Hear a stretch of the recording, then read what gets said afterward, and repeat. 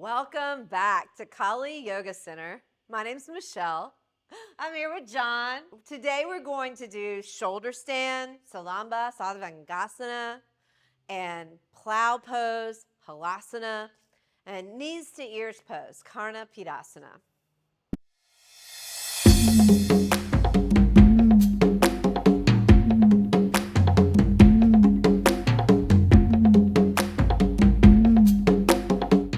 Let's get started.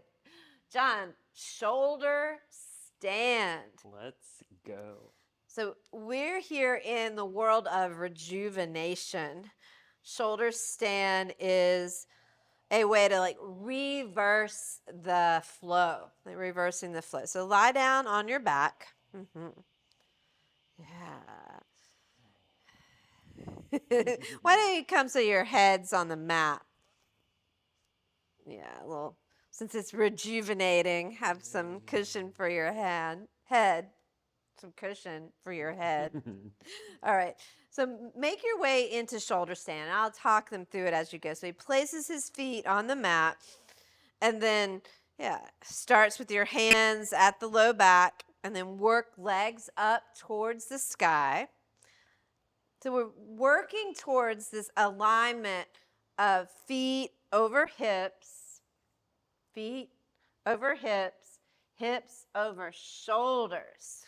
Dang, John, good work.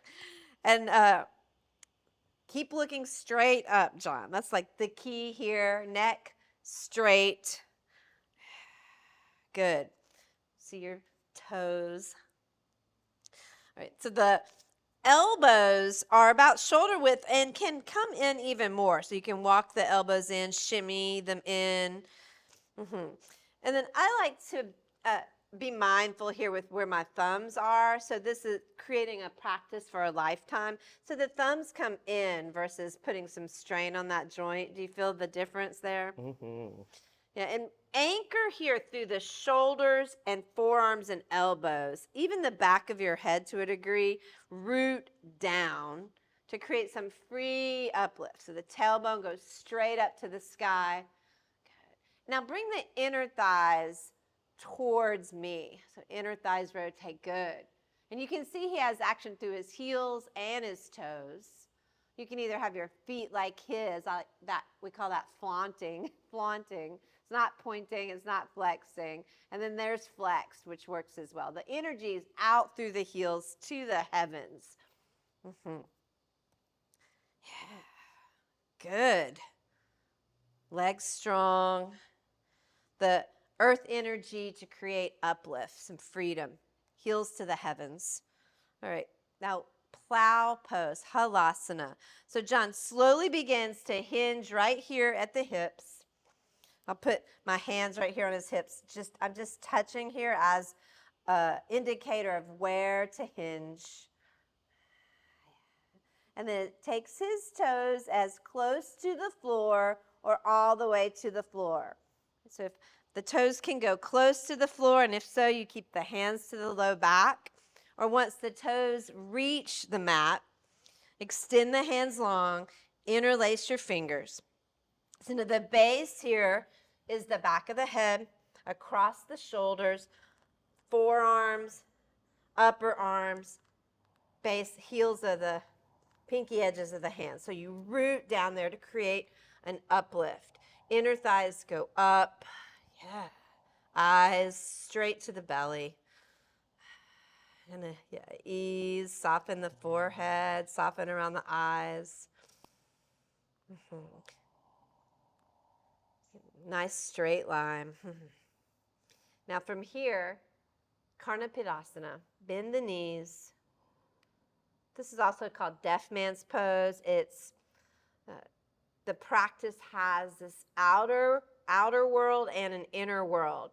You're in the world and connected into the body. This is like withdrawing in. Draw the knees towards the ears, a pratyahara, and winding down. Now from here you can, John, unrelease your hands and grab a hold of your feet. Let's just see. Or calves. Yeah. Good.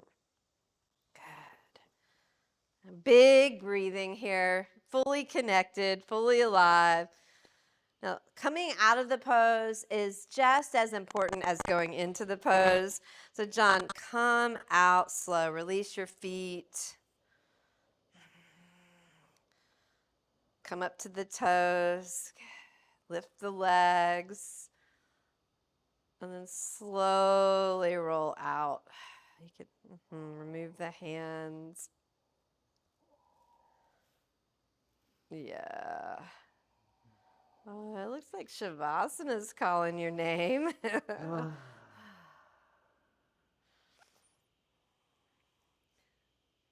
Thanks for joining us today at Khali Yoga Center for shoulder stand, plow, and Karnapidasana. Thanks, John. Good work.